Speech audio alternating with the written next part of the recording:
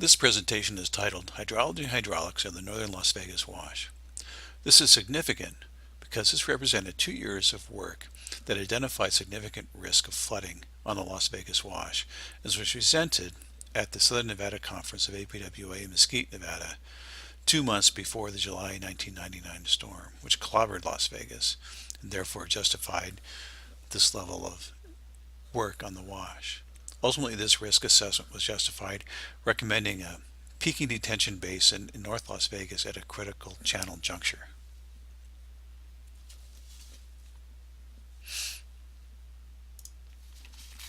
September 1997, pre-design work began to line Las Vegas Wash from Pecos Lake Mead to Alexander Road in North Las Vegas. In addition to lining the wash, the project also included bridge replacements at Cary, Cheyenne, and Las Vegas Boulevard. The following photograph shows the Cary Avenue Bridge crossing built in the late 1940s.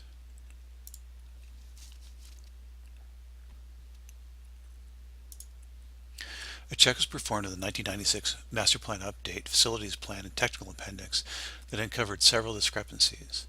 The values published in the Facilities Plan did not match the values found in the HEC1 output of the Technical Appendix. At the Pecos Lake Mead intersection, for example, the Facilities Plan called for 6,480 CFS for a storm centering on the western tributary. The main reach, however, peaked out at 8,800 CFS, with major discrepancies between the Facilities Plan and the Technical Appendix downstream of the North Las Vegas Detention Basin.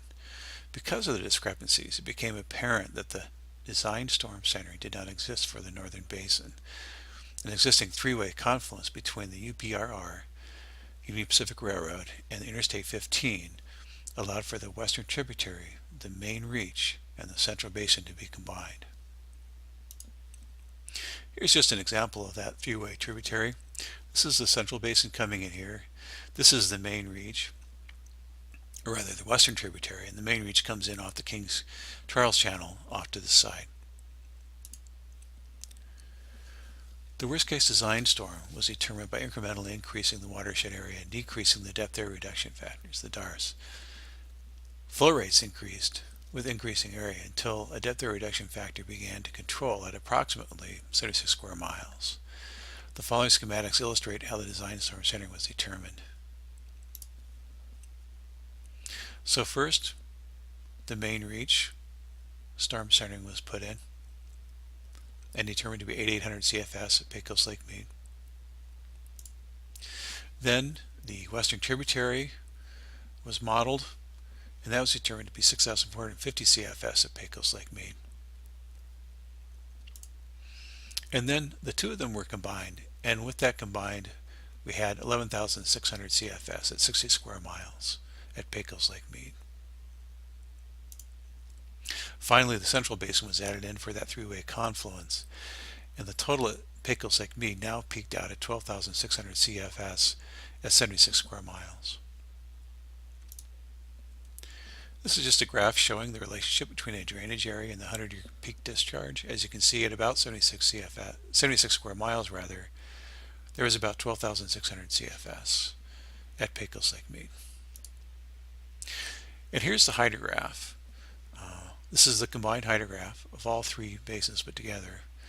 This is the peak of the central basin, peak of the main reach, and peak of the western tributary. And here's a revised facilities plan. After putting all the hydrographs together, combining them, and routing them through the system, here's your 12,600 CFS at Pecos Lake Mead and other flow rates in the N channel, the A channel, so to speak, and our three-way confluence, which is occurring right here.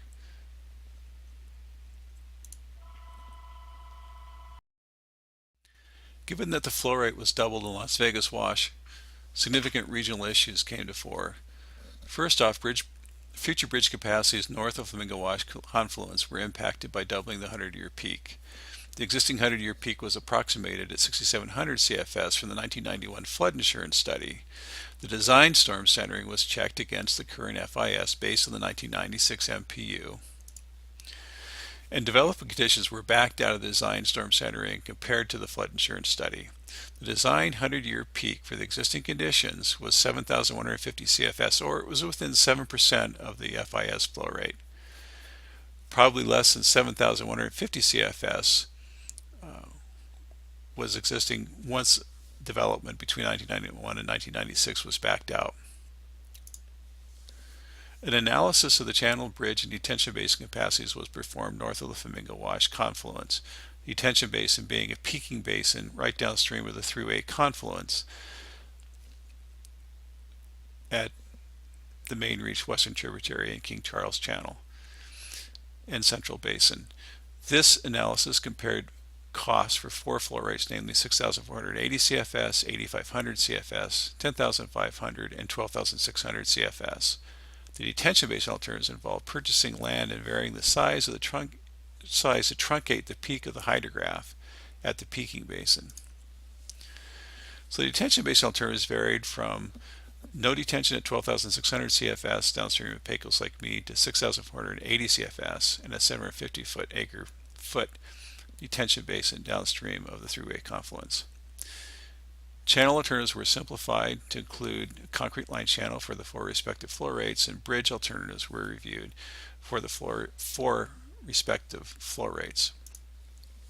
Here's an example of the bridges ranging from the confluence of the Flamingo Wash and Las Vegas Wash all the way up to, from Sahara Avenue all the way up to Cheyenne, which were analyzed. So bridge capacities, there is limited existing bridge capacity at the Charleston Avenue Bridge, where there is a 54-inch sewer trunk line which is hung from the low chord. However, there is a maximum existing capacity already built in at the Washington Bridge for 13,000 CFS. It was possible to modify the channels such that the bridges have capacity to pass 12,600 CFS. Here's just a summary table. Bridges, again, ranging from Sahara to Pecos Lake Mead, that were analyzed. There were existing conditions with freeboard, without freeboard. There were existing conditions with freeboard, and there were improved conditions without freeboard.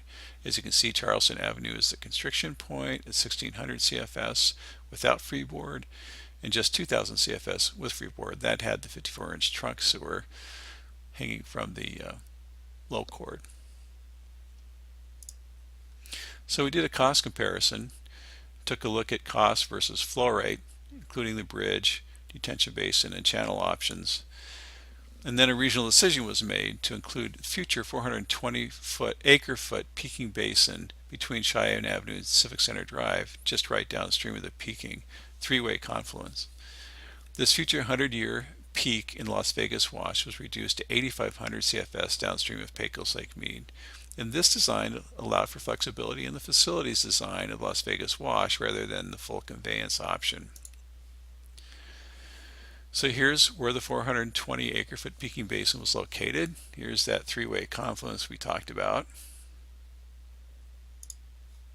And here's the hydrograph. It was this part of the hydrograph, this volume, which was lobbed off essentially and kept in the peaking basin, while the remainder of this hydrograph at 8,500 CFS was allowed to be conveyed downstream.